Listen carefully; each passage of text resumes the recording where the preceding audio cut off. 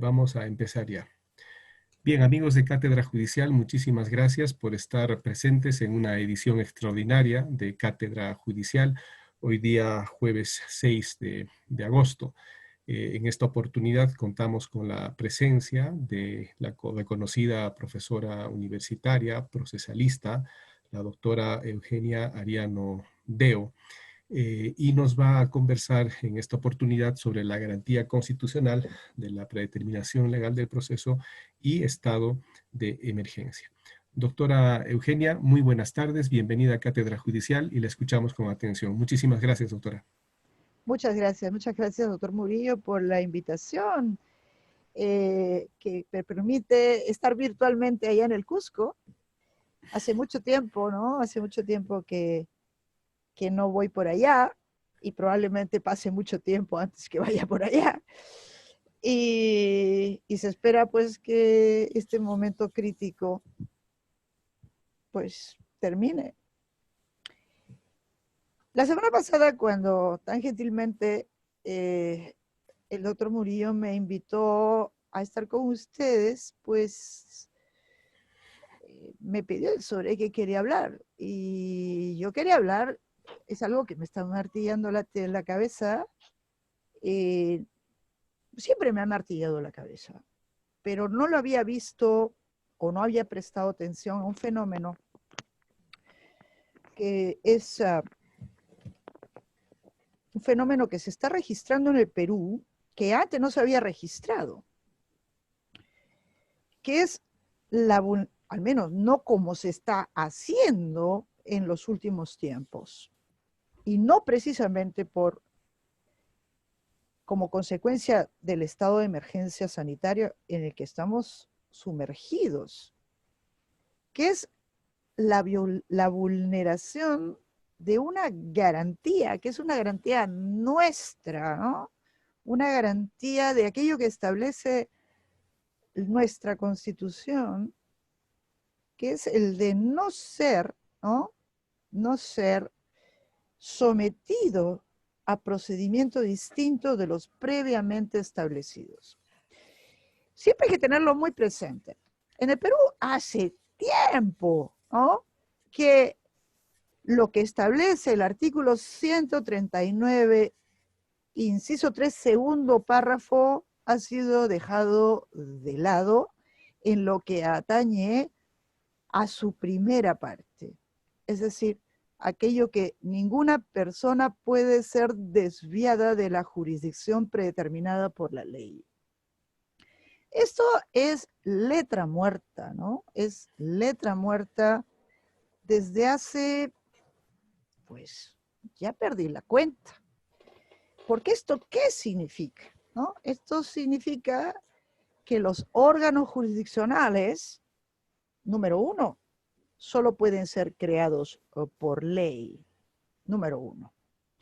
Número dos, que en el concreto, un determinado asunto solamente puede ser conocido por ese órgano jurisdiccional predeterminado, o sea, anterior al caso, que ya existe al momento de, ¿no?, creado conforme a la Constitución. Si la gran mayoría de mi auditorio son jueces o integrantes de esta complejidad organizacional que es el Poder Judicial, pues deberían lanzar una sonrisa cuando se ve esto, ¿no? Nadie puede ser desviada de la jurisdicción predeterminada por la ley cuando tenemos nosotros órganos jurisdiccionales que no han sido creados por ley, sino órganos jurisdiccionales que son creados cotidianamente. Yo ya me perdí buscando el sinnúmero de resoluciones administrativas emitidas por el Consejo Ejecutivo del Poder Judicial, que crea el órgano este, el otro y el otro y el otro, especialidades, primero subespecialidades y luego especialidades. Entonces, esto es algo anómalo porque se piensa, ¿no? Se piensa que se puede hacer. Y se piensa porque el artículo 82 de la ley orgánica le atribuye, la ley orgánica del Poder Judicial, le atribuye al Consejo Ejecutivo del Poder Judicial la atribución justamente de crear, suprimir, modificar, reorganizar y toda la estructura organizativa.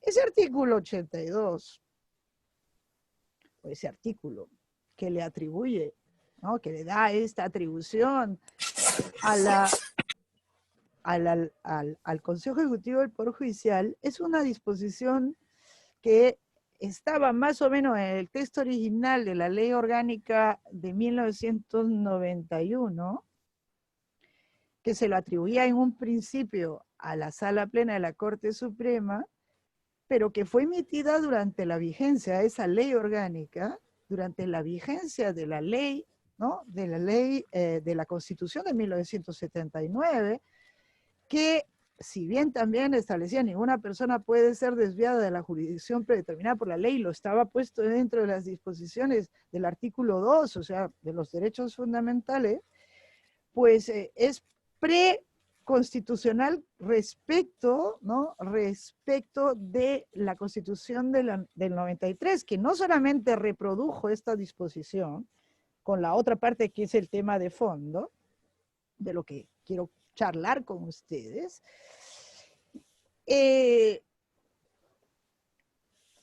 sino que agregó algo, ¿no? Agregó la Constitución del 93 frente a la del 79, que, mientras que la del 79 decía que el Poder Judicial está integrado por la Corte Suprema, las Cortes Superiores y los juzgados que establezca la ley, ¿no?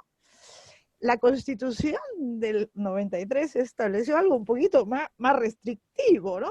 Estableció que el Poder Judicial está integrado por la Corte Suprema y demás órganos jurisdiccionales conforme a su ley orgánica, ¿no? Al zanjar esto, zanjó una reserva de ley orgánica para la estructura judicial, por lo que atañe a los órganos jurisdiccionales. Y ustedes saben, ¿no? Que conforme siempre a la Constitución del 93, una ley orgánica es exclusivamente puede ser emitida, ¿no? Puede ser aprobada por el Parlamento, ¿no? Por el Congreso de la República, siendo indelegable, ¿no? No puede ser objeto de delegación a la Comisión Permanente, no puede ser objeto de delegación al Ejecutivo, ¿no? Y además, la propia Constitución del 93 establece, ¿no? Establece que por leyes orgánicas se regula organización y funcionamiento de los órganos constitucionales, ¿no? Previstos en la propia Constitución, y además las materias reservadas a ley orgánica por la propia Constitución. Ahora, esto es letra muerta, ¿no? Doctor Murillo, disculpe que le haga la pregunta. ¿Cómo se llama su sala? Sala contencioso administrativa. ¿Ya? ¿Quién la creó?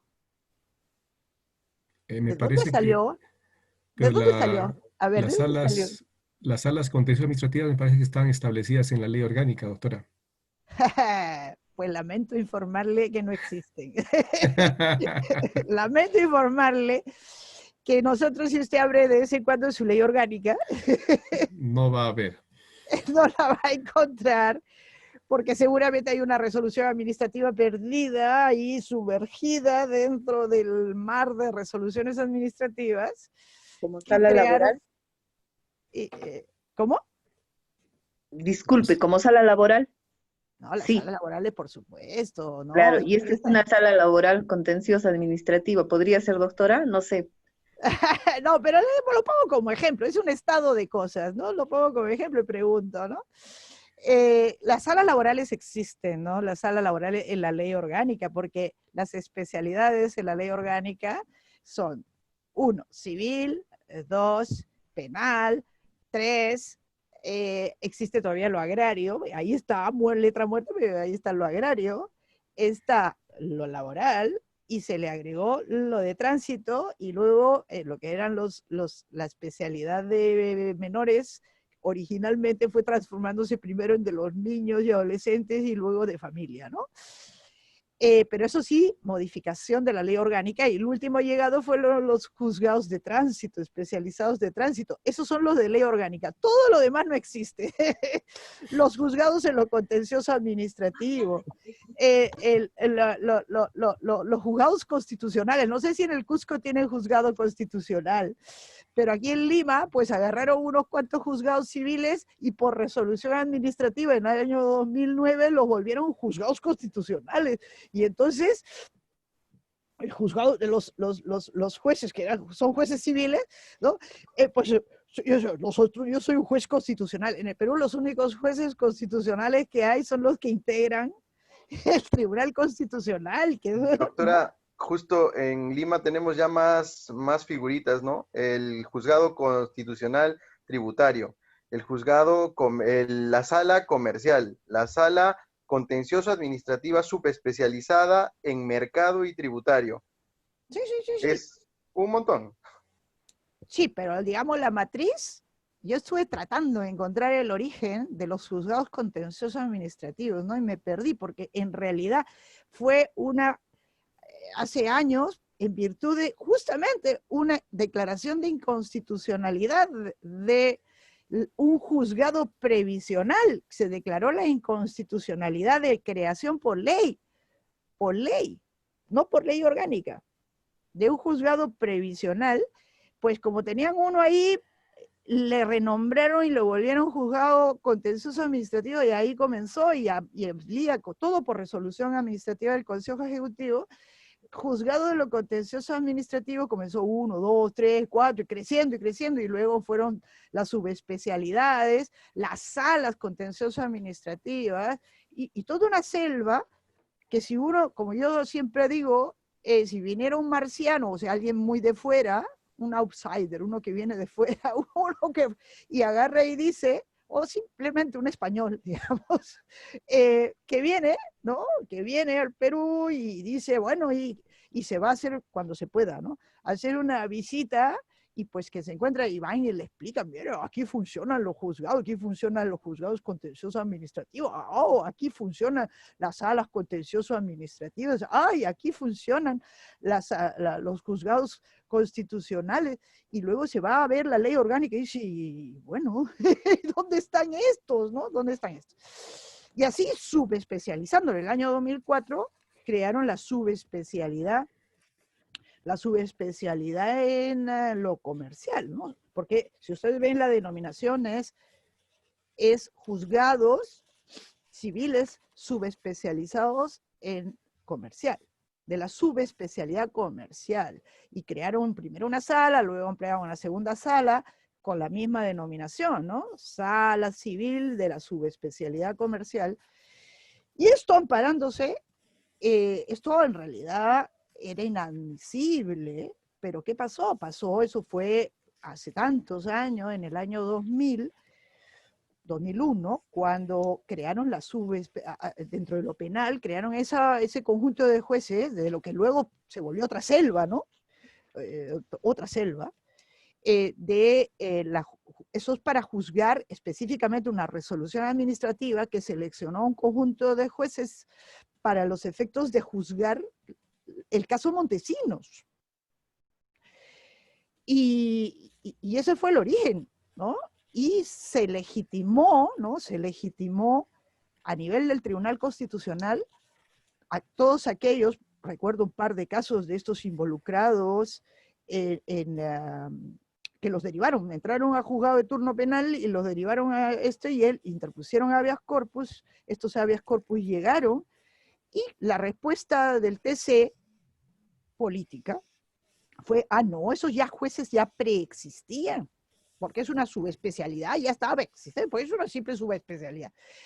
Entonces, en base a eso, pues, un poco que se abrió la caja de Pandora y tenemos toda esta organización judicial extralegal fundada, ¿no? Fundada en meras resoluciones administrativas. Por resoluciones administrativas hemos creado distritos judiciales y todo bien, y nadie se queja. No sé si hay alguien que se queje aparte de mí, pero digamos que es una anomalía, ¿no? Es una anomalía, y sobre todo la anomalía mayor es que es no darnos cuenta, no darnos cuenta de que eso es una anomalía, de que es una garantía del ciudadano el no ser sometido, vamos a poner, desviado de la jurisdicción predeterminada por ley, Pero si esto se hace digamos, a este nivel, en donde se está afectando una de las garantías básicas del constitucionalismo moderno, que es aquello que todavía a algunos les gusta hablar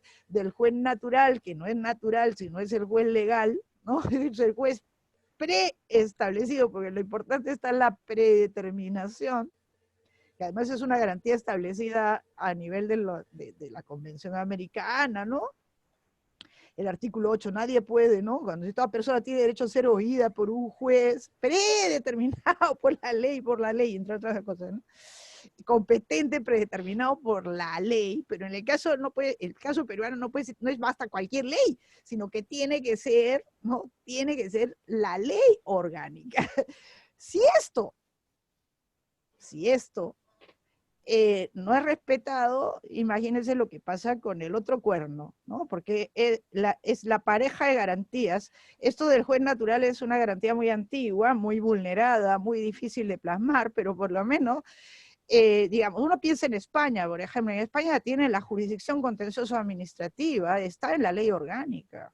En España crearon los juzgados mercantiles, y para crear los juzgados mercantiles tuvieron que modificar la ley orgánica. Aquí, en materia, por ejemplo, de derechos de todo lo que es propiedad, ¿no? Intelectual, existe incluso un juzgado con competencia nacional en España, para ver solamente eso, que tiene, no me acuerdo dónde está la sede, pero todo eso es producto de una modificación de ley orgánica. Se modificó la ley orgánica, con todas las dificultades que hay para modificar tanto en el Perú como en España una ley orgánica, porque de ahí nos viene, ¿no? Que eso es obra solo, en el caso de España, de las Cortes, no puede ser objeto de delegación. Pero se respeta la legalidad. En Italia crearon justamente unos tribunales en materia de propiedad intelectual y tuvieron que modificar la ley de organización judicial. Eso es el mínimo, ¿no? El mínimo. Pero aquí tenemos esta super garantía, ¿no? Super garantía, que no nos vayan creando un juez a medio camino, Sin embargo, eso no le causa, no llama, no crea, por lo menos el estado de cosas es ese, ¿no? Es un estado de cosas que lo dejamos hacer cuando uno abre una puerta, ya es muy difícil de cerrar. O sea, sí, este es un país, nuestro país lamentablemente es un país de alta informalidad. En todo también podemos decir que hay una informalidad en esto, ¿no? Que es, digamos, el hardware, ¿no? Es la organización, ¿no? Que es una organización que está montada sobre una base, ¿no? Sobre una base que no es la establecida en la propia Constitución, que tiene que ser la ley orgánica del Poder Judicial, por un lado. Entonces, si tenemos esto, que es un fenómeno que estamos registrando a lo largo de todos estos prácticamente 20 años, en donde encima se crean órganos transitorios, pasa lo de transitorios, ¿no? Pasa lo de transitorios, eso también se permite en algunos países, pero siempre es un transitorio, es una vulneración, ¿no? Del principio del juez natural, siempre, ¿no? Pero digamos, pueden haber circunstancias excepcionales que pueden conducir a ello, pero se crean unos órganos, luego los suprimen, y los asuntos que estaban siendo conocidos se remiten a otro órgano jurisdiccional, etcétera, pues esto es un ataque a la esencia, ¿no? A la esencia de la predeterminación legal, que es, por cierto, una garantía instrumental para asegurarnos, al menos originalmente, el tener como juez persona a un juez imparcial, ¿no? Imparcial, es parte del conjunto de garantías, pero sobre todo que el ciudadano sepa quién es su juez, su órgano competente. Bueno, esto estaba vulnerado. Primera parte, que lo que voy a hablar, y todavía estoy media hora hablando de esto, es la segunda parte, ¿no? Que ningún ciudadano, ninguna persona, porque aquí el sujeto tutelado, garantizado, esto es una garantía constitucional, ¿no? Puede ser sometida a procedimiento distinto de los previamente establecidos, se entiende por la ley. Tanto es así, se entiende por la ley, es tan pre como la predeterminación legal del juez. Entonces, esto zanja, no una garantía distinta, pero también es la garantía de la legalidad del proceso previamente establecido. Por eso, a la conferencia le puse de título, ¿no? Sometida la garantía de la predeterminación legal del procedimiento. Ninguna persona puede ser sometida a un procedimiento que no esté establecido por la ley, ¿no? ¿Ah? Por la ley. La ley, si bien hoy, 6 de agosto del 2020, el órgano que hace las leyes está bastante devaluadillo, ¿no? Teóricamente es una garantía. Ahora, en la realidad no sé qué tanta garantía sea, pero digamos, ese es mi drama, ¿no? Es mi drama. Pero digamos, la ley es o debería ser una garantía de que no se la cambian tan fácilmente, ¿no? Es las reglas de juego tienen que estar preestablecidas, no en cualquier fuente, sino en la ley. En tal sentido, y es una ley de aquellas que podríamos llamar autoaplicativas, es decir, que no requiere un reglamento. Yo creo que en ninguna parte del mundo existen reglamentos de leyes procesales, ¿no? No existen. Ahora, revisando las fuentes de nuestras fuentes, o sea, donde se originó todo el constitucionalismo a nivel hispano, que es la Constitución de Cádiz, hay una disposición que aparece en la Constitución de Cádiz de 1812, que es una constitución monárquica, pero que zanja la división de poderes, ¿no? Se establece, ¿no? Así como el rey no puede inmiscuirse en asuntos judiciales, se le prohíbe al rey, ¿ah? No puede abocarse, ¿no?, a causas judiciales, dice, zanja la separación de poderes.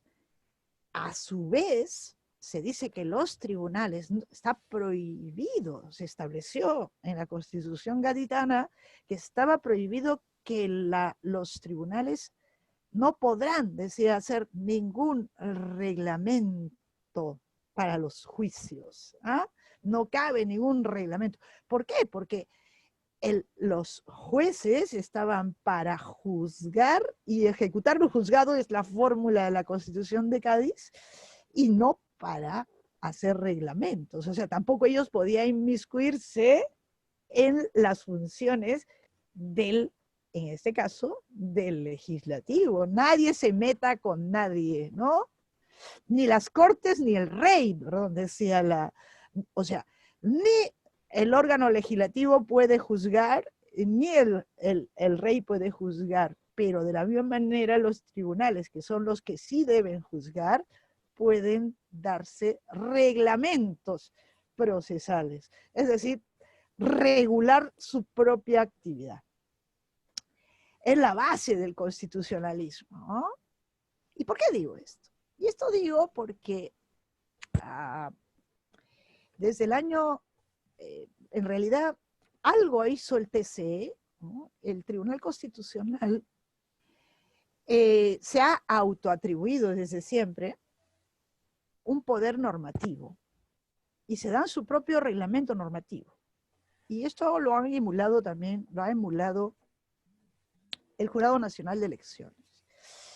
Se han dado su propio reglamento y en donde han establecido lo que han querido, ¿no? Y han establecido cosas que no son una reglamentación interna de su organización, porque como toda, dentro de la organización administrativa, incluso de los órganos constitucionales, pues ellos pueden regularse hacia adentro, ¿no? Regular su propia actividad interna, y eso nadie se lo va a quitar. Pero cuando se trata hacia afuera, pues no se puede. Eso tiene que tener como única fuente, una ley. Y en el caso de los procesos constitucionales, ¿no?, que son conocidos por el TC, pues eso no solamente puede estar en su ley orgánica, ¿no? Tiene que estar en ley orgánica, en la ley orgánica del TC o otra ley orgánica. En este caso tenemos el Código Procesal Constitucional, que es ley orgánica, pero no le han querido llamar ley orgánica porque le suena más bonito hablar de Código Procesal Constitucional, cuando eso debió llamarse Ley Orgánica de Garantías Constitucionales, siguiendo las directivas de la propia Constitución, que dice que estas materias serán reguladas por ley orgánica, ¿no? El amparo, el habeas corpus, la habeas data y todas las garantías constitucionales, así llamadas en la terminología constitucional, nos guste o no nos guste, son las palabras de la Constitución, no tenemos por qué enmendárselo, pues debería ser ley orgánica de no sé cuánto, ¿no? De no sé cuánto. No le ha puesto Código Procesal Constitucional, pero los procesos, o sea, esas garantías constitucionales, solamente pueden ser reguladas por ley orgánica. Ahora, si lo ponemos cuando la parte que le toca al TC, la ley orgánica del TC, o lo ponemos en la otra ley orgánica de los procedimientos en sí mismos, pero lo cierto es que sea donde lo pongamos, tiene que estar en una ley orgánica, ¿no? En una ley orgánica. ¿Y el TC qué ha hecho? Lo hizo a lo largo de su historia, ¿no?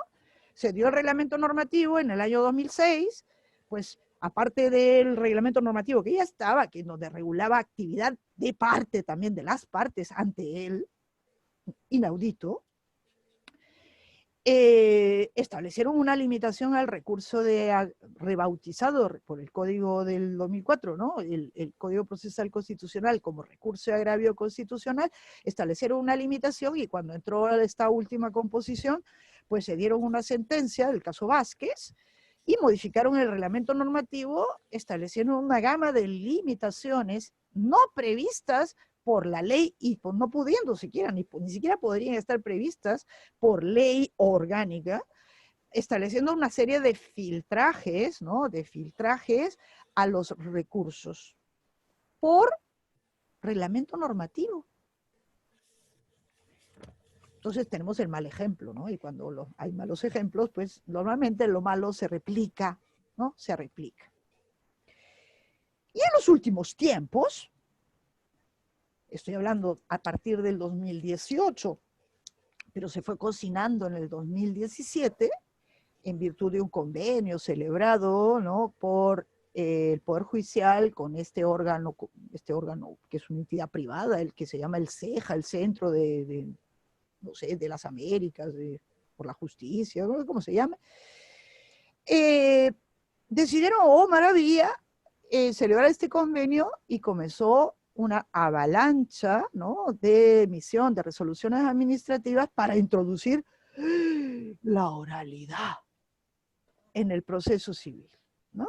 Y comenzaron con el plan piloto en Arequipa, con la introducción, en base a una resolución administrativa, del módulo civil corporativo de litigación oral, ¿no?, con su resolución administrativa.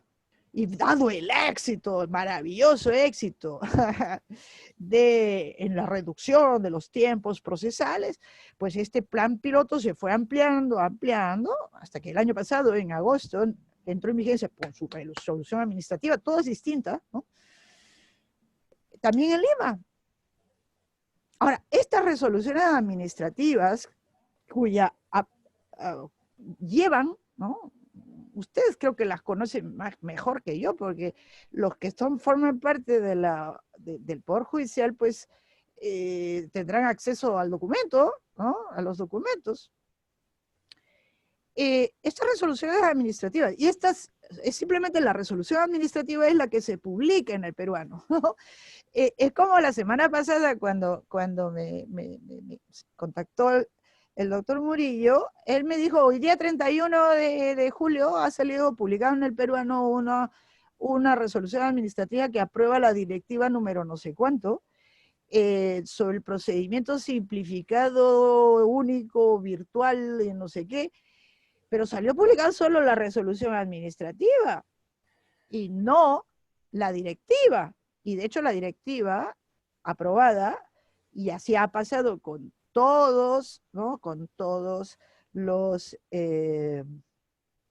estos reglamentos de actuación de los módulos de no sé cuánto, solo se publica la resolución administrativa en el peruano y después uno se la tiene que buscar, uno que es ajeno, se lo tiene que buscar en la página del Poder Judicial.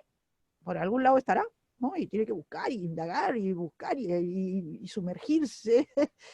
Y en el caso de la resolución administrativa, que antes de comenzar se me cayó esta resolución administrativa, que espero que sea esta. Este es el procedimiento simplificado.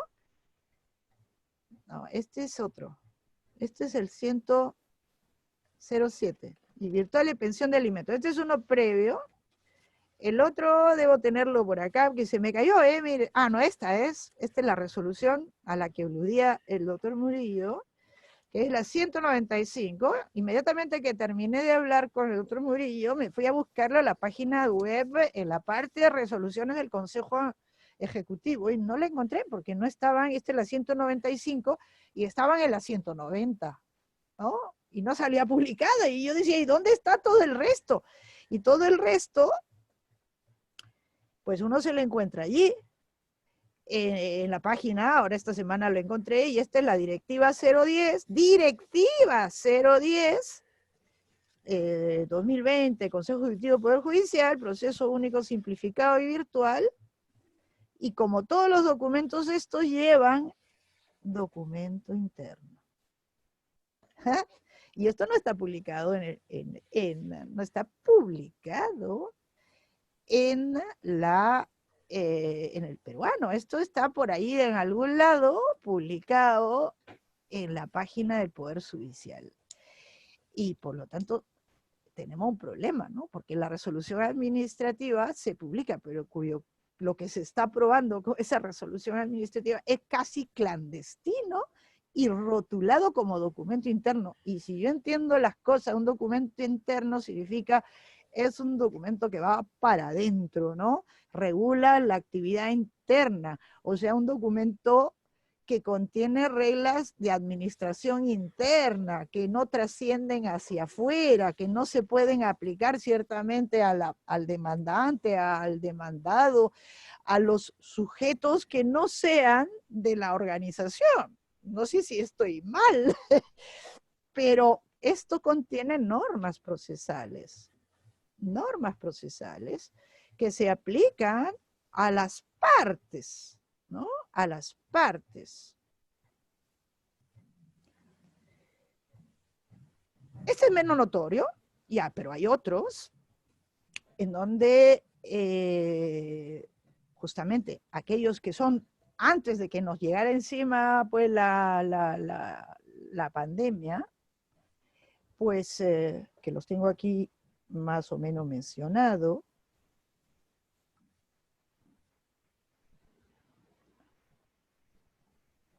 Es esta resolución, para mí es importantísima.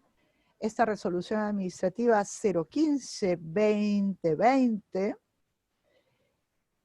que es de presidencia el Consejo Ejecutivo, ni siquiera es del todo el Consejo Ejecutivo. Esta resolución administrativa 015, que es del 4 de febrero del 2020, que va mencionada por todas estas sucesivas resoluciones administrativas, inclusive esta del procedimiento simplificado, ¿no? También dice documento interno, es un reglamento de actuación para los módulos civiles corporativos que no se limita a regular la actividad interna, ¿no? Como si hay otros documentos, sino que está regulando, dando disposiciones, ¿no? Que rigen para las partes. O sea, está regulando y en obvia y antinomia con lo previsto en la ley. Y en nuestro caso, la ley es el Código Procesal Civil. Figuras como esto de la gestión del caso y actuación de las partes, ¿no? Que se diga, las partes procesales y sus abogados deben colaborar con la gestión del conflicto bajo percibimiento encima de imponerle sanciones disciplinarias y con paréntesis, multas progresivas, etcétera, etcétera, ¿no?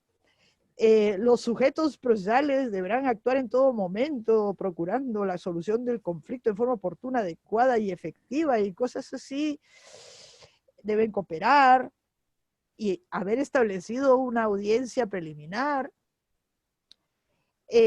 para los procesos civiles que se van a llevar conforme dentro de esta estructura creada de esta manera,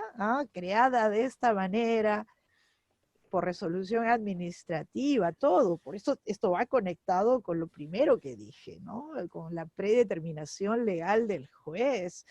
Crean el sistema de módulos de litigación oral civil al margen completamente de la ley orgánica, del Código Procesal Civil y todas las fuentes de la jerarquía requerida por la Constitución.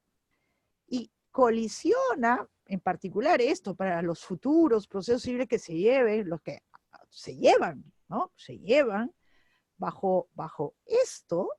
Esto es absolutamente inconstitucional, ¿no? Que nos crea la audiencia preliminar, supuestamente fundándose en el artículo 51, inciso 3 del Código Procesal Civil, cuya función principal es lograr la conciliación cuando la conciliación fue echada por la puerta, ¿no? Por la puerta, bien o mal, pero fue echada por la puerta por la ley, el decreto legislativo 1070, y la reintroducen, ¿no? La reintroducen por esto que es un documento interno que debería valer solo internamente y se lo quieren aplicar a las partes. Y entonces uno se hace la pregunta, ¿no? ¿Cómo permitimos estas cosas? Esto ha ocurrido antes de que nos cayera encima, antes del estado de emergencia. Era un proceso en acto.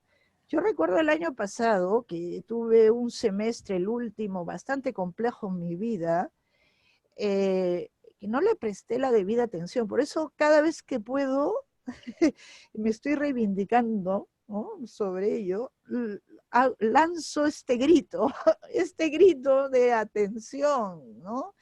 Esto no se puede hacer,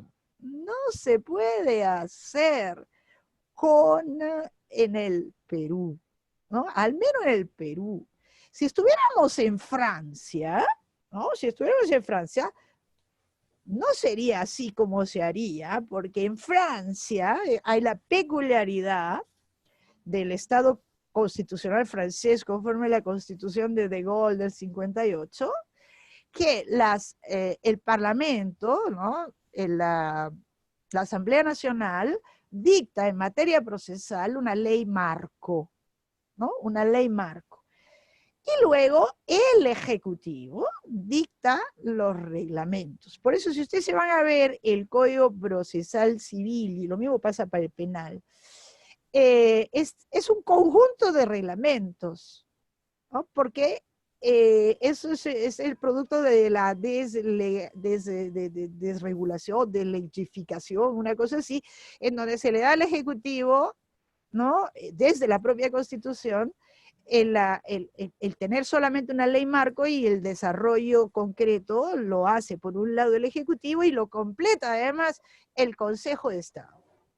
Pero no estamos en Francia, estamos en Perú. Y aunque tengamos una ley orgánica que permite que el Consejo Ejecutivo, pues, ¿qué es lo que se invoca? Aparte de crear, suprimir, que eso en realidad es inconstitucional conforme a la Constitución del 93, deberían haberse dado cuenta, que permite adoptar las medidas para una ágil, una buena, una efectiva administración de justicia. Eso no significa dar normas procesales, ¿no? Eso es organizarse internamente para utilizar mejor, eficientemente sus recursos. Lo mejor que se pueda, y hay que saludar todos los esfuerzos que se hacen, pero no para modificar una ley. No se puede hacer. Ahora, a mí lo más lamentable, lo que más me sorprende, es cuando de esto no se tiene conciencia. No se tiene conciencia y se dicen cosas como estas. Esa es una página que yo, a la cual me remito cuando estaba investigando sobre esta oralidad. ¿Qué es esta oralidad? Esta nueva oralidad, introducida así por la ventana, ¿no? Subrepticiamente por la ventana. Y cuando se empezó a implementar en Lima, en este módulo, hasta que llegó, bueno, lo que llegó, pues Obando, que es un juez de Lima, ¿no? Es juez, tiene la visión de juez, pues empezó a hacer una serie de publicaciones en la ley, y una de ellas es una entrevista, ¿no? Hay dos entrevistas. Una entrevista es a esta juez, magistrado, ¿no? Del 34 juzgado, jueza titular del 34 juzgado especializado en lo civil de Lima, cuyo despacho forma parte del módulo civil corporativo de litigación oral, que dice una cosa como esta, ¿no? Que dice, ¿considera usted que era necesaria una reforma del Código Procesal Civil para aplicar el nuevo proceso oral? Considero que no. O sea, esto es terrible, ¿eh? Considero que no es necesaria y por eso lo estamos aplicando. O sea, no tienen la conciencia de que están tomando la vía equivocada, ¿no? Lo estamos aplicando, pero sí es importante que exista. Ya. ¿Pero por qué es importante? Dice, porque no faltarán abogados que son litigiosos, que buscarán en sus afanes de dilatar y complicar los procesos, cuestionar la ausencia de normas procesales. Eso es algo, o sea, no es porque la Constitución establezca que nadie puede ser sometido a procedimientos distintos de los previamente establecidos por ley, no es el principio de legalidad, no, es porque habrá un abogadillo por ahí que podrá decir, oiga, me quieren aplicar algo que no está en la ley, ¿no? Y en la misma opinión, aquí está, es quien es el jefe un poco de todo esto, que es Héctor Lamamore, mi colega en San Marcos, le hace la misma pregunta, ¿considera usted que es necesario modificar el Código Procesal Civil para aplicar el nuevo modelo que está en resolución administrativa? No, aunque siempre es bueno, ¿no?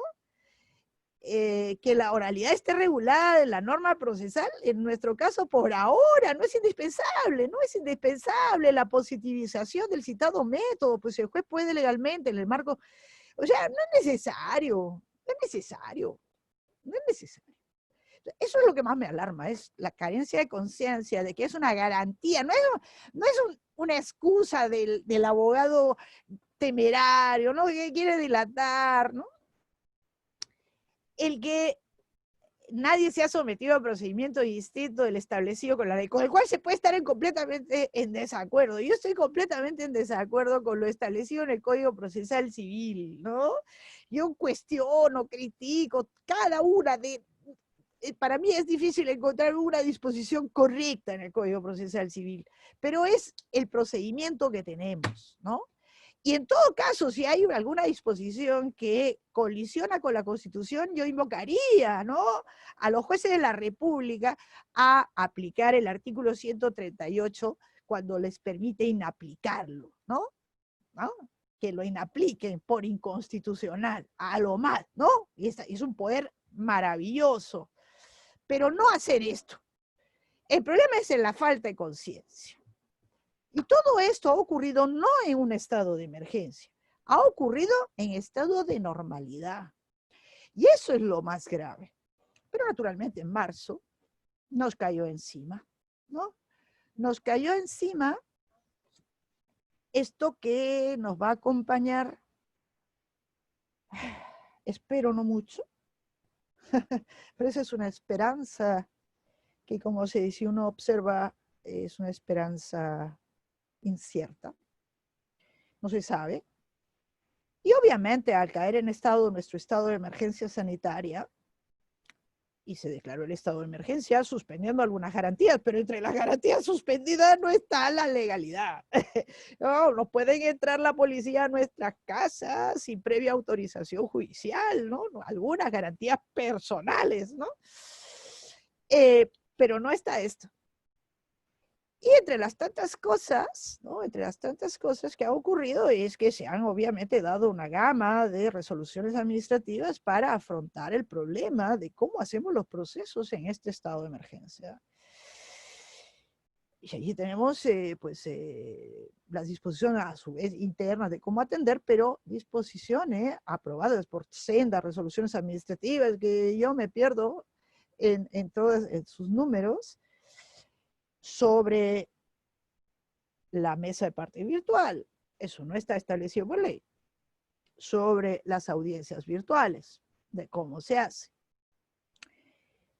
Y aprobándose el que se haga por Google Meet, etcétera, etcétera. Es un protocolo para llevar a cabo estas audiencias. Y ello, pensando, estamos en emergencia, ¿no? Pero en realidad, el estar en emergencia no debería ser, ¿no?, una cláusula que abre todas las puertas. Esa no es una garantía suspendida. El que los justiciables no puedan ser sometidos sino a los procedimientos establecidos por la ley, pues eso es una garantía para el justiciable. En España, cuando se declaró el estado de alarma, y el gobierno empezó a legislar con lo que son nuestros decretos de urgencia, ellos tienen su decreto ley, pues también tuvieron su parte de la administración de justicia.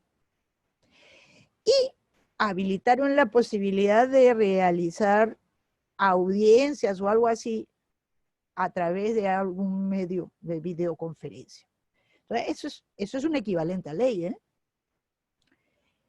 Naturalmente fue vago y eso fue muy criticado. Pero digamos, se tomaron la previsión, el propio gobierno, de pensar en la administración de justicia y dar unas medidas extraordinarias justamente para hacerlo con la fuente correcta. Y nosotros no. Ahora, yo esta mañana, ¿no?, he dictado mi clase en San Marcos y la he dictado por Meet. San Marcos, no sé si ustedes saben, no sé cómo ha ocurrido en el Cusco, fue la última, creo, la última en toda la República en iniciar sus clases, ¿no? Pero, para poder, por el contrario, las universidades en donde yo enseño, en la Católica, en la Lima, se apuraron inmediatamente, no, crearon todo, vamos a hacerlo en la plataforma esta, y tiene la videoconferencia, y la no sé cuánto, capacitación a toda velocidad, pero se lanzaron a iniciar clases virtuales sin base en la ley universitaria, que la ley universitaria no preveía la posibilidad de, en pregrado, ¿no?, de que haya clases no presenciales, se arriesgaron, probablemente les aseguraron que iba a haber la modificación de la ley universitaria, como a la postre sí ocurrió, ¿no?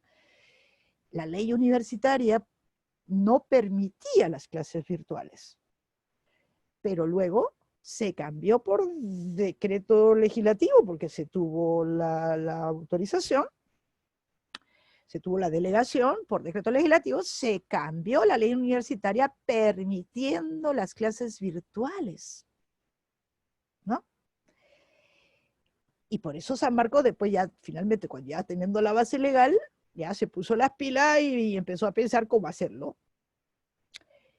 Y comenzó tarde, ¿no? No han sido los últimos, pero ya con la ley modificada. Digo yo, estos procedimientos, que se basan todos, ¿no? Estos procedimientos, se basan en la virtualidad. Todo es virtual. No tiene base legal. Esto no tiene base legal. Y sin embargo se piensa que sí se puede hacer, ¿no?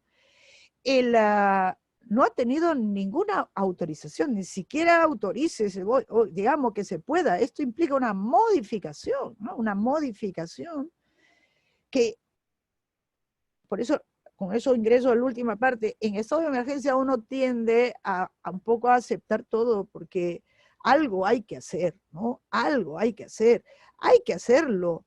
O sea, no se puede paralizar, ¿no? No se puede paralizar la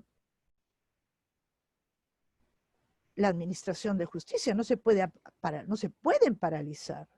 La emergencia ha impuesto que se tenga pues que echar mano, ¿no? Echar mano a estos incipientes tecnologías de la información implementadas por el Poder Judicial, pero debo decir que todas las implementadas previamente por el Poder Judicial, como eran la notificación electrónica, el remate judicial electrónico, venían establecidos por ley. O sea, la notificación electrónica implicó una modificación del Código Procesal Civil. Todo. Entonces, es perfectamente legal. Ya después tenía que poner la parte operativa, los edictos electrónicos, los edictos publicados en la página web, con todas las reservas que uno puede tener, venían por una modificación legal. ¿Y por qué?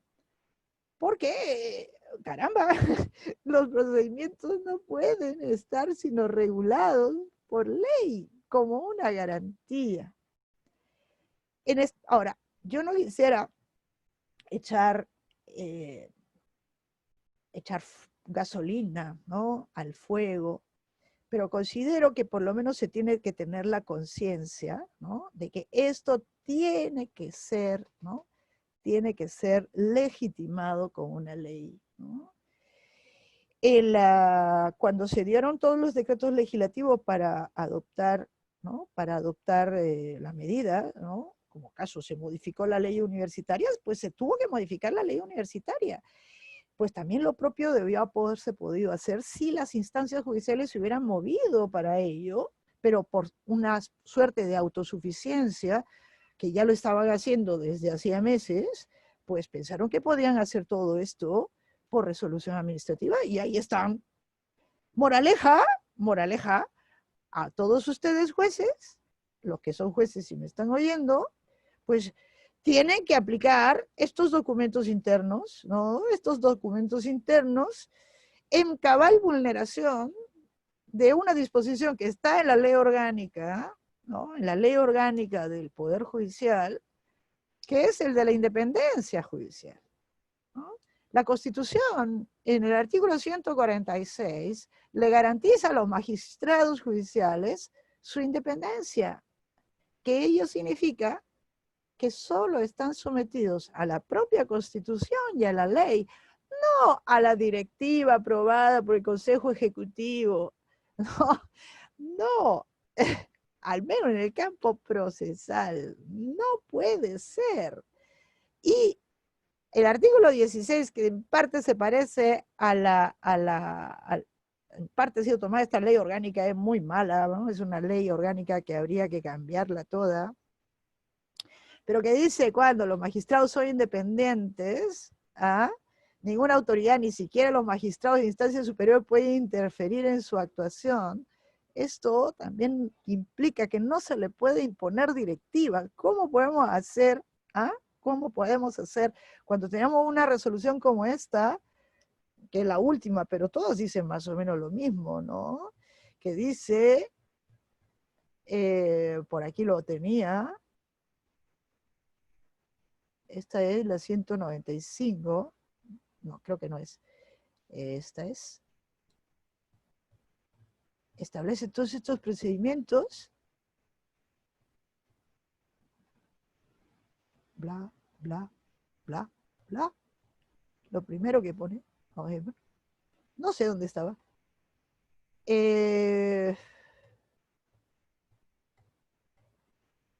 aquí está. Este procedimiento es de aplicación obligatoria para los jueces, personal jurisdiccional, etcétera, etcétera, ¿no? Y esto es algo que se encuentra un poco todo. Esto es un legicidio, ¿no? Es un legicidio y es la situación en la que vivimos. El estado de emergencia no puede significar la vulneración de lo que son garantías básicas del justiciable, ¿no? Y querer imponer a los propios magistrados, a la propia organización judicial, a los justiciables, a sus abogados, pues algo que no está previamente establecido por la ley. Al menos esa es mi posición. En consecuencia, ciertamente estos son momentos terribles para nuestra república, es un momento terrible para todo el mundo, terrible, terrible. Yo le decía hace un momento a mi hijo, esto es peor que la pandemia del 18. Esto no pienso que haya sido así, no pienso que haya sido así. Esto es terrible y sobre todo no se ve cuándo pueda acabar. Y también eso me provoca a veces dudas. ¿Esto que estás hablando, qué importancia tiene? ¿Qué importancia tiene? Aquí hay cosas mucho más trascendentes en juego, ¿no? La vida. Llegaremos al próximo año. ¿Ah? Seremos esos afortunados que lograremos sobrevivir a este estado de emergencia que en cierta medida hace que uno redimensione, ¿no? Bueno, el principio de la predeterminación legal del juez, el principio de no ser sometido a procedimiento distinto. Además están pensados buenamente en nosotros para que el servicio de justicia pueda brindarse, aunque sea en esta situación extraordinaria. En ese sentido tienen razón, pero eso debe partir de la premisa de que esto no se puede hacer. Pienso yo que estamos no en que se puede hacer, sino que estando en emergencia, pues mientras hacemos así, pero en la conciencia que no puede ser así, ¿no? Que no puede ser hecho así. Ese es el gran dilema. Yo espero que el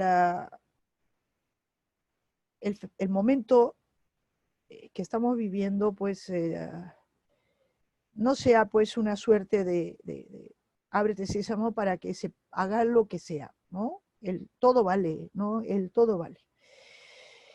Y eso es lo que quería decirle y comentarles con este título, ¿no? Con este título de esta garantía constitucional, de la predeterminación del proceso, legal del proceso, me faltó, y ese estado de emergencia, ¿no? Que nos ha sacudido a todos. Así que estoy a vuestra disposición para compartir un poco de ideas con ustedes. Muchas gracias.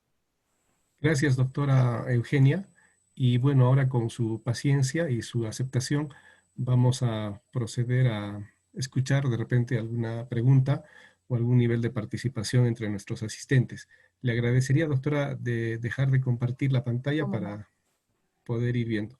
Muy bien. Bien, si alguien del público desea preguntar, la doctora Ariano está dispuesta a hacer un pequeño diálogo. Doctor, buenas noches. Le Buenas escuchamos. noches. Doctora, buenas noches. Doctora, le escuché atentamente su exposición y felicitarle por sus apreciaciones muy importantes y acertadas que nos hacen recordar el tema de la constitucionalidad como principio importante para que se guíen todos los procesos judiciales. Sin embargo, yo quería acotar lo siguiente, doctora. Actualmente, por el tema de la pandemia, evidentemente no podemos tener contacto con los patrocinados, ¿no? De repente en las audiencias físicas que estábamos acostumbrados. Y bueno, doctora, yo me ponía a imaginar y pensar en lo que usted ha expuesto. Y bueno, quizá podría convalidarse este tipo de diligencias que estamos realizando, si bien es cierto, no están establecidas en las normas legales, procesales. Sin embargo, existe pues en el título preliminar del Código Procesal Civil la posibilidad de poder adecuar las formalidades a los fines del proceso. En ese entendido, mientras quizá nadie haga, digamos, una oposición férrea con las normas legales, podamos usar estas herramientas virtuales que estamos usando a efecto de brindar lo que es la tutela jurisdiccional efectiva, pues entenderá, doctora, que actualmente la única manera, quizá en muchos casos de quienes estamos de repente ejerciendo la magistratura, de ejercer nuestras funciones, es a través de estos medios tecnológicos. Doctora, no sé qué comentario podrías Sí, dar sí, no, de no, recuerdo a esto. Muchas obviamente. gracias. No, estoy de acuerdo, pero eso me crea un problema, ¿no? O sea, me crea un conflicto interno. Me crea un conflicto interno. Yo no creo que la cláusula esta del CPC permita hacer cualquier cosa, ¿no? Pero yo creo que esto debería ser con acuerdo, ¿no? Acuerdo, o sea, las partes se sometan, pero esto es, ¿sabe qué es el modo como se ha hecho? Es, es una imposición vertical, ¿no? Se ha dicho, es lo que acabo de leer, ¿no? Son obligatorias, ¿no? Para todos, para todos. Eh, el querer imponer, es como lo de los módulos corporativos. Si es un plan piloto, ahora en la pandemia, debería haber un proyecto, es decir, se reúne la sala plena, ¿no? Y presenta con carácter de urgencia un proyecto de ley de modificación, ¿no? De los códigos procesales para legitimar todo esto, pero ni siquiera se les pasa por la cabeza. Esa es la cosa. Eso debió salir, debieron haberle requerido al presidente, al Ejecutivo, que cuando tenía la facultad legislativa, pues dieran una disposición. No lo hicieron porque piensan que son autosuficientes. Ese es el problema. A mí me parece bien que es más, yo estoy feliz con las herramientas electrónicas. Estoy feliz con las herramientas electrónicas.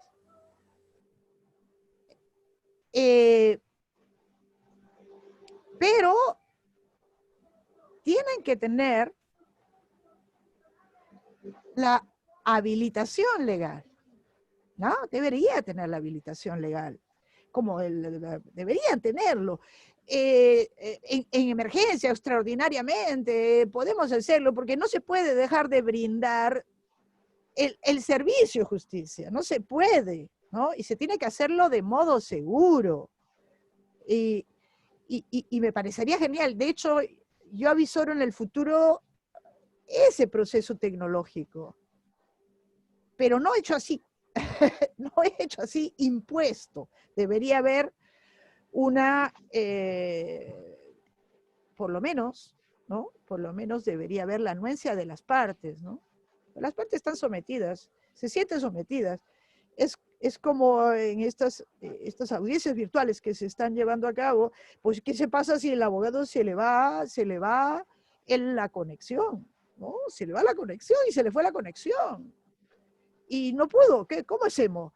Según el CPC, si uno no asiste a la audiencia, se puede dar por concluido el proceso. ¿Qué pasa si hoy se me cayó internet?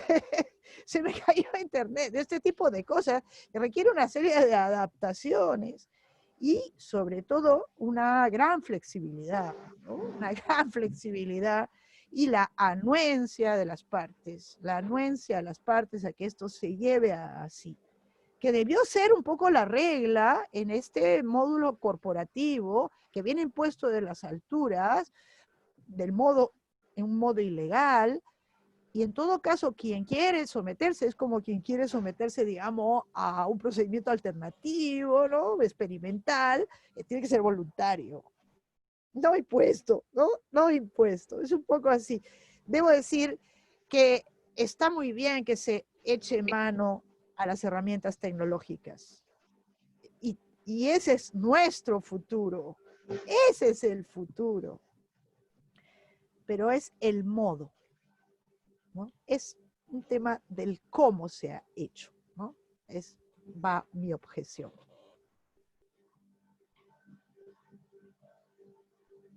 No le escucho, doctor Murillo. ¿Alguna otra? Gracias, doctora. ¿Alguna otra pregunta? ¿Alguna otra pregunta? Ahí veo una pregunta, ¿eh? Una pregunta, dice, doctores, buenas noches con todos, pero no todos los justiciables tienen a su alcance la tecnología y tampoco algunos abogados. Tiene razón, tiene razón. Nosotros que tenemos esta brecha tecnológica gigantesca, ¿no?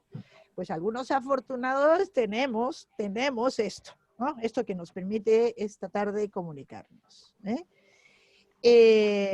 No todos tienen y entonces no se les puede imponer. ¿No? No se les puede imponer. Y además el método escogido es aquí entre paréntesis, que tenga que ser, que tú no tienes que tener una cuenta de correo de Google y Google Meet, ¿no? Google Meet y no otro, ya pues eso es algo, además que es poco seguro, ¿no? Es poco seguro, es una imposición, ¿no? Ciertamente, eso deja, ¿no? Rezagado al que no tiene la tecnología, ¿no? A la mano. Por eso debería ser voluntario. Pero claro, ¿qué hacemos? Y ahí viene otro dilema. ¿Y qué hacemos con ese que quiere avanzar, que sí tiene la tecnología y quiere avanzar su proceso, y el otro que dice, no, yo no tengo la tecnología? Ese tipo de cuestiones que se resuelven cuando es de base legal. Esto se hace así, ¿no? Lo establece la ley, ¿no? Aquí no, la base es endeble. Creo que hay otro chat, doctora, no sé si lo puede leer, Estoy leyendo, sí. ¿Cuál? de Wilmer Fernando, hay un comentario. No, doctor, no sé si me permite. Sí, No, claro, sí, te Doctora, escuchamos, Wilmer, te escuchamos. ¿cómo está, doctor Fernando, doctora Eugenia?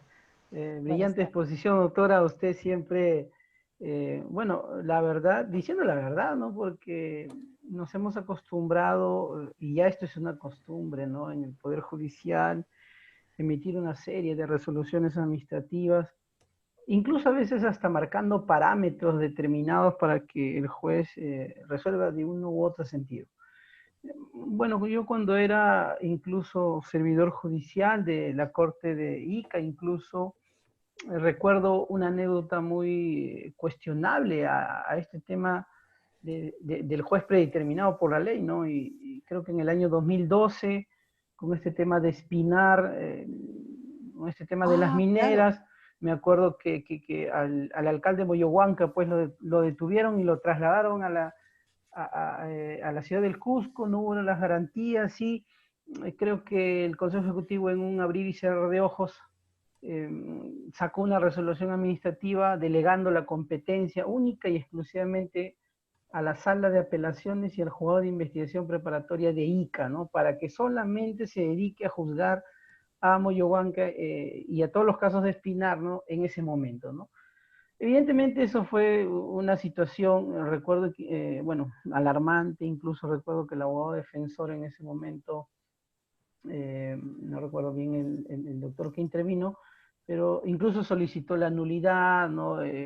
La declinatoria de competencia, entre otras cosas. Bueno, todos le fueron rechazados, pero aunado a esa anécdota, doctora, yo sí le quería preguntar algo, ¿no? Solo como anécdota. Pero ahora viene la pregunta, ¿no? Yo actualmente soy juez aquí en Madre de Dios.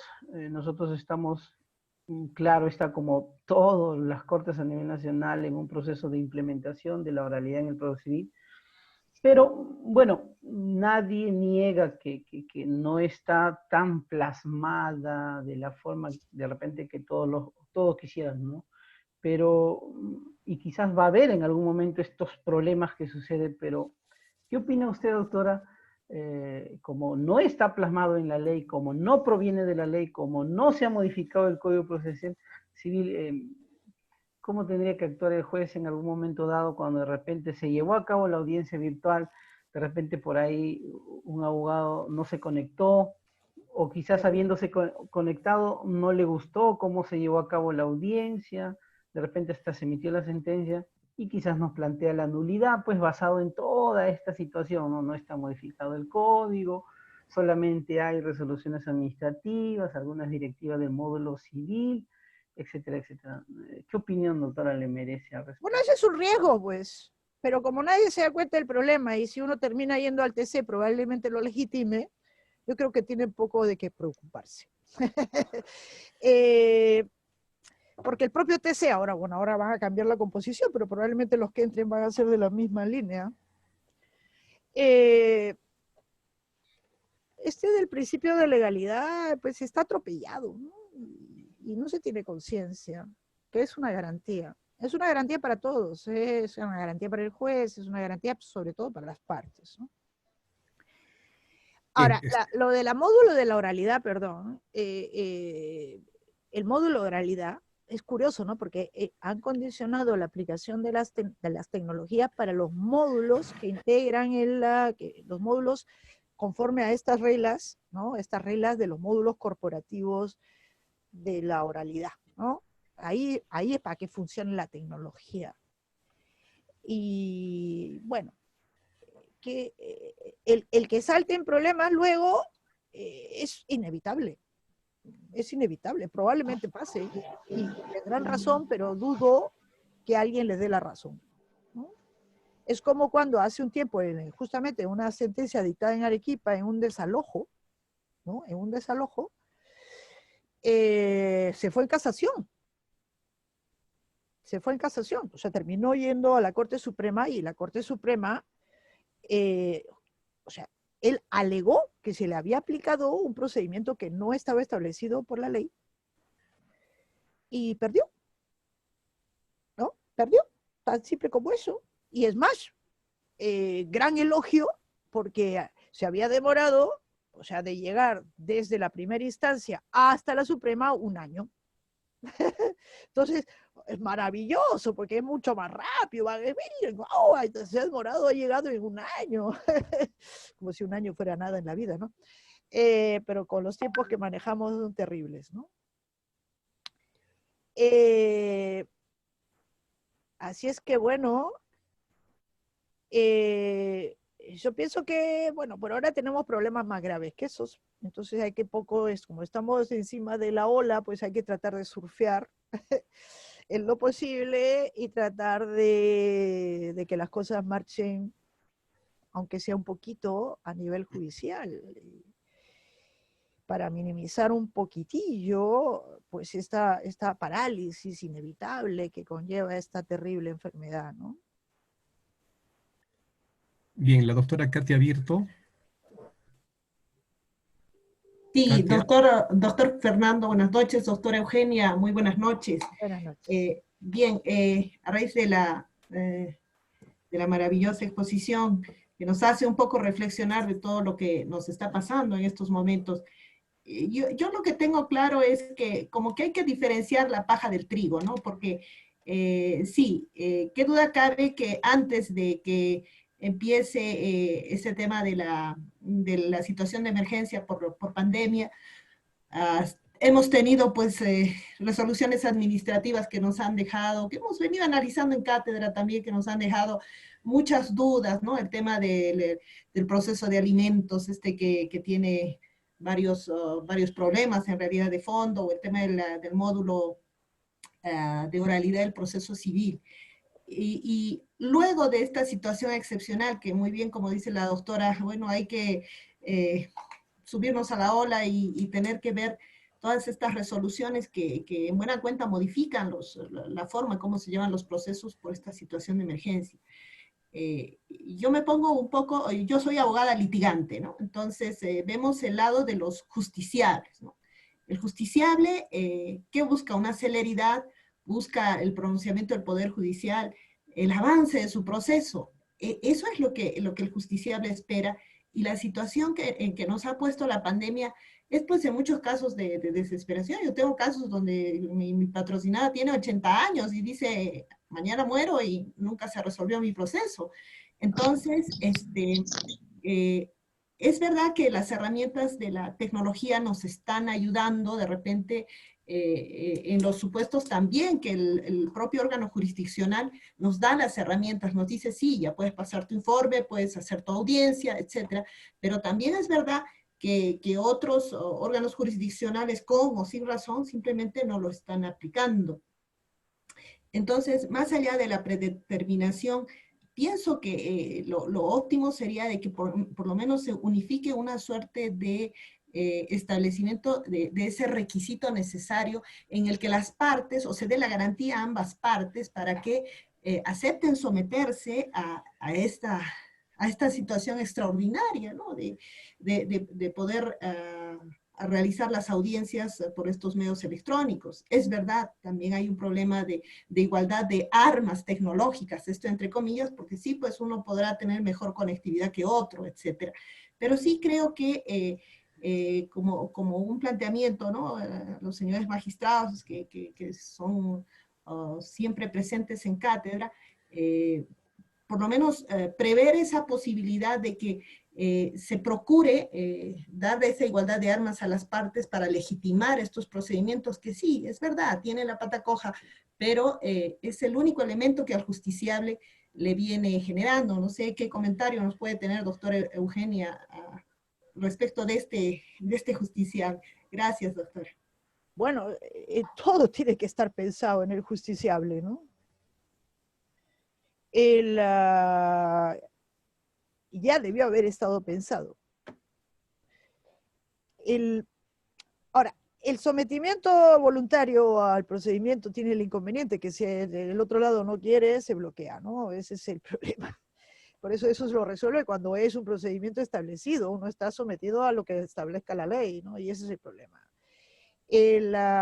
Ahora, yo pienso que el 99.99% de abogados pues no van a hacer problemas, no hacen problemas y se consideran sometidos, salvo que pues escuchen por ahí, sea un anárquico como yo. Pero digamos que lo pone sobre el tapete. Hay que hacer lo posible porque los procesos se puedan llevar a cabo y hay que hacer lo posible también para que aquellos que no tienen acceso a la tecnología, ya hablando más allá de la legalidad de esto, la constitucionalidad más que legalidad de lo que se está haciendo ahora, que yo cuestiono menos lo que se está haciendo ahora, que es para encontrar una salida a esta situación, que lo que se hizo ayer. O sea, antes de la pandemia, ¿no? Antes de la pandemia ya se estaba haciendo sin considerar que se estaba vulnerando una garantía constitucional. Hoy el discurso es distinto, es una solución, pero debería ser una situación interina mientras se regulariza, pues, legislativamente. Ahora tenemos un Congreso que piensa en cualquier cosa, ¿no? Pero digamos, yo creo que quienes debería pensarlo son los órganos de gobierno del Poder Judicial y plantear un proyecto de ley. Un proyecto de ley. Y así no saltará ese abogado que dirá, no, yo no tengo conexión. Entonces hay que hacer lo posible, ¿no? Para que ese abogado que no tiene las herramientas tecnológicas le sea proporcionada las herramientas tecnológicas de la misma manera que a nosotros, ¿no? En la universidad pública, pues se está haciendo el esfuerzo de poner al acceso de los alumnos que no tenían herramientas, aquellas herramientas para que les permitan acceder. Digamos, el frustrado proceso de la adquisición de las tablets por parte del Ministerio de Educación iba enderezado a hacer accesible, ¿no? Encontrar los medios para hacer accesibles las herramientas virtuales. Y eso también debería ser, solo que nadie piensa en nosotros. Nadie piensa en ese lado y es un poco el estado de abandono en el que anda la administración de justicia y se deja solo al Poder Judicial. O sea, el Poder Judicial, hay que reconocerlo, está solito en esto. No tiene el apoyo de nadie. Pero lo que está mal al interior del Poder Judicial es pensar que ellos son autosuficientes. Y no lo son.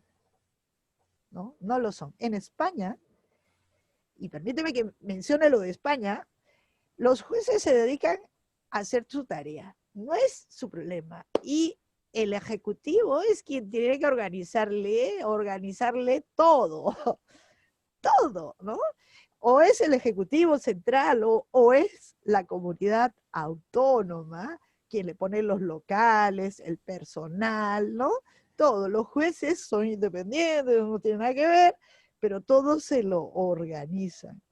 En cambio, aquí el Poder Judicial tiene la doble misión de tener su propia organización administrativa y además el conjunto de jueces, ¿no? Entonces quizá es demasiado, ¿no? Es demasiado. Esto debería estar organizado por gestores, ¿no? Y el Poder Judicial no tener todo este aparato administrativo propio, ¿no? Deberían ponérselo y entonces ahí sí tenemos a quién reclamarle, ¿no? A veces da cosa reclamarle al Poder Judicial con su escaso presupuesto, ¿no? ¿Cómo le vamos a reclamar?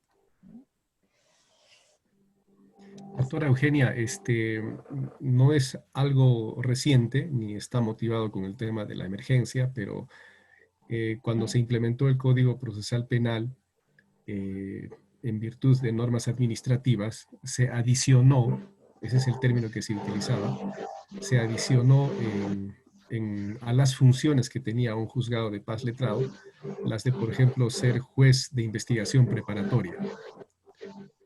No sé si tiene presente usted ese caso. No, no lo tenía presente, lo apunto, eso no lo conocía, porque en realidad en materia penal se ha hecho cosas, o sea, Claro, el lo que caso le que estaba... mencionaba Wilmer, ¿no? Se ha hecho cada cosa, es muchísimo más grave en penal. De hecho, Sí, piensen nomás en lo que era la Sala Penal Nacional, que implica la vulneración de la garantía del juez natural ese de verdad, ese primigenio que es el penal, ¿no? sí, entonces, Los jueces, administrativa. Sí, perdón, los sí, jueces de las investigaciones preparatorias no existen, tanto como no existe el juzgado ese, no existen en la ley orgánica. En la ley orgánica está el juez penal, ¿no? Y el juez de la investigación, que es un juzgado de investigación preparatoria, ese está en el está en el Código Procesal código, Penal. es un decreto legislativo. Sí, pero lo que yo adicionalmente le preguntaba es que a los Eso fue otro jueces de día. paz letrados, que obviamente tienen sus propias competencias, ¿Sí? se les adicionó en sus funciones, seguramente por esos temas presupuestales, de que no había presupuesto para implementar los jueces de investigación preparatoria en muchos lugares, pero administrativamente se le adiciona a sus funciones las funciones de ser juez de investigación preparatoria, obviamente con una resolución administrativa, de manera que usted tiene un juez de paz letrado, en adición a sus funciones, un juez de investigación preparatoria. ¿Y le pagan como juez especializado o como juez de paz? Eso yo ya no lo sé, doctor. No, ves que cuando uno abre una puerta, pues entra de todo, E ¿no? incluso, doctora, hay otro caso, no sé, quienes han estado asistiendo a cátedra antes de la pandemia lo comentamos. Fíjese usted que el Código Procesal Constitucional deja establecido que es competente para conocer el proceso de habeas corpus el juez penal. Sí, Pero el momento en que se dio el Código Procesal Constitucional, solamente existían como jueces penales los denominados jueces instructores. claro. Después, cuando viene el Código Procesal Penal, se dan estas figuras del juez de investigación preparatoria y el juez de juzgamiento, el unipersonal de juzgamiento. Y entonces en todas las cortes a nivel del Perú se establecieron turnos para ver quién atendía los habeas corpus, etcétera. O sea, cada corte estableció lo que correspondía. Cuando el Código Procesal Constitucional decía que todo juez penal es competente para conocer el habeas corpus sin observar turnos. Y ha salido una resolución administrativa del Poder Judicial en la que se da cuenta de este estado de cosas en el que todas las cortes habían decidido lo que correspondía al interés de cada corte administrativamente, para dejar zanjado que todo juez penal, sea de investigación preparatoria o de juzgamiento, es competente para conocer el proceso de habeas corpus, a excepción de los jueces penales de primera instancia colegiados. Pero lo curioso del caso, doctora, es que un juez de paz letrado que en adición a sus funciones, su despacho en adición a sus funciones tenía las de conocer investigación preparatoria, ergo era penal también, en adición a sus funciones, llegó a conocer un habeas corpus. Y la OCMA le abre un proceso a ese juez por conocer un proceso para el que no era competente. Porque le decía, tú eres juez de paz letrado, pero no eres juez penal, de manera que no puedes conocer el habeas corpus. Es Le como voy a para pasar la escribir un información. libro, ¿eh? Como para escribir un libro. No, sí, le voy a Sí. pasar la información porque ahí están las Pero resoluciones claro, pues administrativas. porque hemos perdido el norte. Hemos perdido el norte. O sea, de cómo se plasma el principio de la predeterminación legal del juez, ¿no? Y entonces, cuando ocurren todas estas cosas, es inevitable que surjan esto que parece salido de la fantasía, ¿no? Es inevitable. Como lo que también ocurre, doctora, bueno, es mi opinión, ¿no? Y usted sabe que yo siempre doy mi opinión. Así me meten problemas, doy mi opinión. Aquí yo no me meto en problemas, yo soy una persona libre, pero si tiene que decir algo que lo pueda No, meter no, en no, no, problemas, mejor no lo diga. no, yo ya lo he escrito esto, ¿no? Y siempre lo digo, porque también dicto clases en la universidad y enseño lo que pienso también, académicamente hablando, ¿no? Pero fíjense ustedes que en el tema de los juzgados de trabajo, doctora, por la ley orgánica que se modificó con la ley procesal de trabajo, Sí. un juez de trabajo conoce los conflictos laborales públicos y privados. Pero en virtud de la subespecialización de la que usted nos ha hablado, a unos jueces, al juez penal le han quitado una especialidad laboral y lo han convertido en laboral privado. Y al otro lo han convertido en laboral público. De manera que a un juez que debe conocer los dos regímenes, a uno le sustraen uno y lo convierten solamente en privado y al otro lo convierten en público. Entonces, esta subespecialización ha sustraído la competencia que por ley se reúne en el juez de trabajo por efecto de la subespecialización, ¿no? Sí. Entonces, cuando yo le dije al principio que yo tenía una sala contencioso administrativa, en realidad tengo una sala laboral pública que conoce los conflictos Sería la de derivados arriba. de lo La de laboral arriba, público. Exacto. O sea, juzgado abajo es. empieza el problema y se proyecta hacia arriba, ¿no? Ese es el punto. Sí, pues tenemos estas cosas. Claro que si uno mira el penal se vuelve, ya se desquicia, ¿no? Se desquicia, porque solamente pensar en esta corte subespecializada en los delitos de corrupción de funcionarios con alcance nacional, eso ya es lo máximo. Es lo máximo. O sea, que tiene competencia sobre la sala, ¿no? Que eso es, y la sala antiterrorismo, ¿no? Eso surgió por resolución administrativa, y luego la de corrupción, que es una derivación de lo de Montesinos, que se fue, digamos, consolidando hasta llegar a esta Corte Superior, ¿no? Corte Superior por delito de corrupción de funcionarios y no sé qué cuánto más, que está ahí es esta sala, esta corte, ¿no? Integrado por esto, que en realidad lo que hace es emular a la Audiencia Nacional Española, ¿no? Pero la Audiencia Nacional Española está en la ley orgánica del Poder Judicial española, ¿no? Y siempre se ha cuestionado esto, que tuvieran competencia sobre toda España.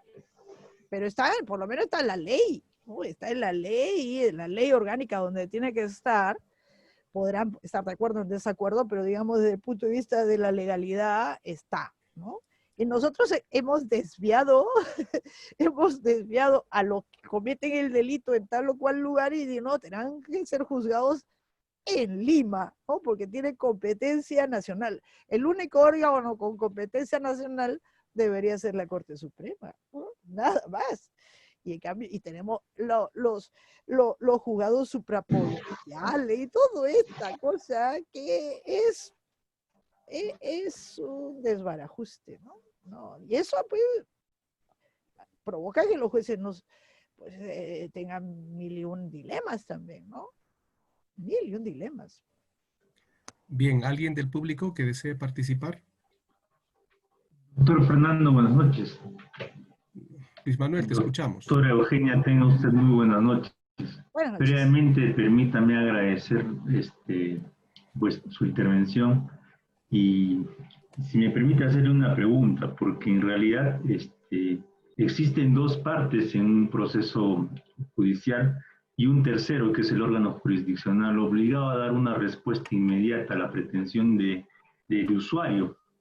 En esa medida, doctora, si el Poder Judicial ha venido siendo criticado debido a una respuesta lenta en implementar unos mecanismos que permitan afrontar esta crisis, la pregunta es, ¿cuál sería el mecanismo, el consenso que tendría que haber? Porque usted decía de que el Poder Judicial ha impuesto al usuario, ha impuesto al abogado, ¿no?, estos mecanismos, este mecanismo virtual, estas audiencias virtuales. ¿Cuál sería ese mecanismo de consenso que permita al Poder Judicial llegar al justiciable, llegar al abogado, poder ponerse de acuerdo?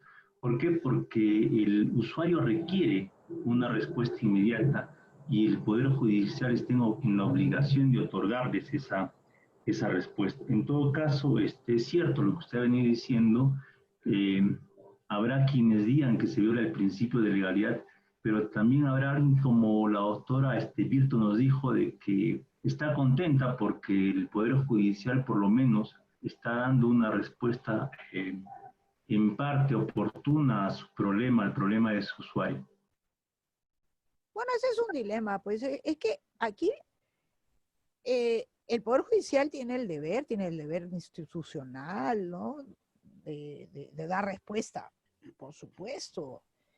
Pero, o sea, el problema está creado. Yo no le tengo la varita mágica. La varita mágica, la única forma de que alguien esté sometido a las reglas es a través de la ley. Ese es el problema. Si no, es inevitable que por ahí, no por malicia, no necesariamente por malicia, alguien diga, no, esto no está establecido por la ley, no me tienen por qué citar a una audiencia virtual. ¿De cuándo acá? No puede ser que, ¿por qué de cuándo acá? ¿Qué es esta audiencia virtual? ¿No? ¿Qué es esta audiencia virtual? Esto no está en la ley, punto. Y tendría toda la razón. Toda la razón. Es un dilema, todos queremos que los procesos se lleven a cabo, por eso es también mi dilema de estar hablando de esto con ustedes. O sea, en el sentido de que algo hay que hacer. ¿Cómo tenemos que hacerlo? Del modo legal, del modo constitucional, eso es, no tomar pues atajos, caminos. Se pudo hacer en marzo, proyecto de ley, ¿no? Se lo mandaron al Ejecutivo, tenía toda la facultad legislativa para autorizar, para dar una pequeña, así como cambiaron la ley de universitaria, para cambiar también el código procesal, qué sé yo, para los efectos de permitir las audiencias virtuales, los ingresos virtuales. No se hizo, y entonces, ¿por qué? Porque hay una cierta, no dicen, no se necesita, lo hacemos todos nosotros, ¿no? Pero va a ser inevitable que en algún momento salte, porque yo no tengo por qué asistir a esa audiencia, ¿no? No tengo por qué asistir a esa audiencia. Ahora, habrá el interesado que sí quiera asistir. El problema es qué pasa si está justamente el otro lado que dice, no señor, yo no asisto. Es un problema inevitable. Espero que no pase. Se espera que no pase, pero es una posibilidad, ¿no?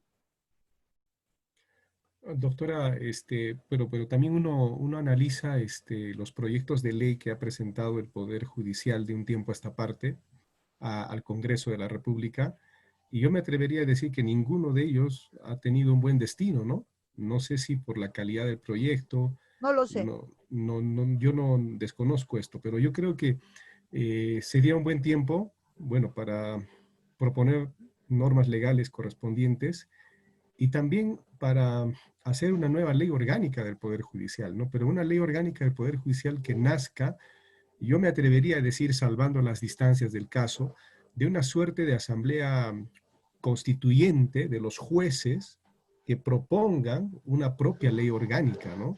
Con consistencia, bien estudiada, sobre la base de la experiencia y sobre todo lo que necesitamos y y queremos conseguir, porque las leyes orgánicas no se han hecho precisamente por el órgano jurisdiccional y ni siquiera se han propuesto por el órgano jurisdiccional, ¿no?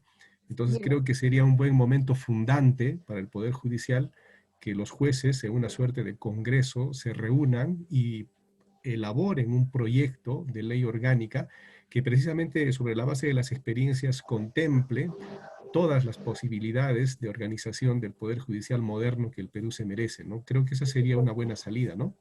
sí, pero eso es tiempos largos, ¿no? Sí, Es claro. tiempos largos, ya para el siguiente congreso, para el siguiente, ¿no? Pero digamos, en el inmediato debería haber pues dado, ¿no? Siento la frustración, porque también le digo, presento un proyecto de ley al Congreso, ¿no? Pues y encima con este Congreso que tenemos, ¿no? Pero yo creo que el Ejecutivo no le hubiera dicho nada, le hubiera dicho más bien lo hubiera aprobado. Lo que pasa es que hay falta de conexión entre los poderes, que sabemos que es uno de los problemas del Perú. Que hay una necesidad de una nueva ley orgánica, por supuesto, tenemos una ley orgánica que es pre-Constitución del 93, que ya era discutible que fuera acorde con la Constitución del 79, que esa sí la elaboraron. Yo me acuerdo de Ibaceta, que fue miembro de la comisión. Ibaceta, cuando era juez civil todavía, ¿no? Estaban de juez civil y había jueces superiores, o sea, es así. Pero eso era una ley orgánica muy mal hecha, y después la masacró Fujimori, después la reconstituyeron un poco, y entonces de ella se usa una parte, se desusa otra parte, y la creación, por ejemplo, del sistema que es en buena cuenta lo que quieren hacer y están haciendo con los módulos civiles corporativos, y la introducción de lo que en España se ha llamado la ley de oficina judicial. O sea, este sistema de organización que lo maneja el Ejecutivo, por cierto, en España, y en parte cada comunidad autónoma, de pues toda una organización de apoyo a la actividad jurisdiccional, que rompe con la estructura que tenían entonces en España, muy similar a la que nosotros teníamos, ¿no? Que cada órgano jurisdiccional tenía su secretario, ¿no? Y tener este secretario judicial, que ya no se llama secretario, para un conjunto de jueces, etc. Pero todo esto se hizo modificando la ley orgánica del Poder Judicial. Introdujeron la oficina judicial en el año 2009 y luego lo reiteraron en el año, no, primero en el 2003 y luego con una ley en el 2009 modificando la ley orgánica del Poder Judicial, porque así se hace. Ese es el mecanismo. Entonces, todas estas cosas, para que tener un Poder Judicial moderno, bien organizado, tienen que tener como base la propia ley orgánica. Si esto sale de la iniciativa de todos los jueces que hagan pues una asamblea constituyente, sería genial, ¿no? Sería genial para que luego esto sea sometido a la sala plena de la Corte Suprema, que es la que tiene la iniciativa legislativa, ¿no? Pero y en cierta medida lo que ha funcionado bien, así en la informalidad, pues plasmarlo en la ley orgánica, ¿no? Yo tengo mis reparos sobre las subespecialidades, ¿no? Sobre las subespecialidades. Eso es lo que en España se llama el reparto, ¿no? Pero porque yo quiero mi juez civil. Hay 50 jueces civiles, pues que me toque, pues, ¿no? El que me toque, no uno que tiene la subespecialización, ¿no? Pero digamos, se requiere de una nueva ley orgánica. Esta es una ley orgánica que usan en la parte que interesa y la ponen a un costado en la parte que no les interesa, ¿no? Y eso no es expresión propiamente de una situación normal, ¿no? Es una anormalidad pre-COVID. O sea que es algo que no viene de lejos, ¿no? Bien, ¿alguien más que desee preguntar de los asistentes?